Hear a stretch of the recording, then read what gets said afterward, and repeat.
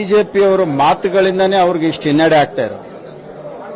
ಯಾಕಂದ್ರೆ ಅವರು ಮಾತನಾಡ್ತಾ ಇರೋ ಮಾತು ಒಂದು ಧರ್ಮದ ಬಗ್ಗೆ ಮಾತನಾಡ್ತಾರೆ, ಅಥವಾ ಜಾತಿ ಬಗ್ಗೆ ಮಾತಾಡ್ತಾರೆ, ಅಥವಾ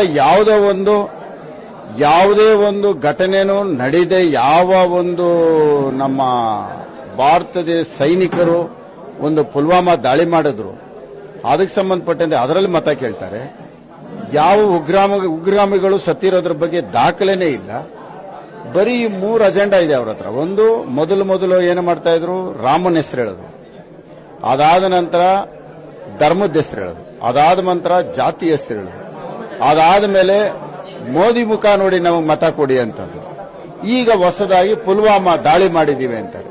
ದಾಳಿ ಯಾವ ದೇಶ ಆಳವ್ರು ಯಾರೇ ಇದ್ರೂ ದೇಶದ ರಕ್ಷಣೆ ಮಾಡೋದು ಆಯಾ ಸ್ಥಾನದಲ್ಲಿರೋರು ಕರ್ತವ್ಯ ಆಗಿರುತ್ತೆ.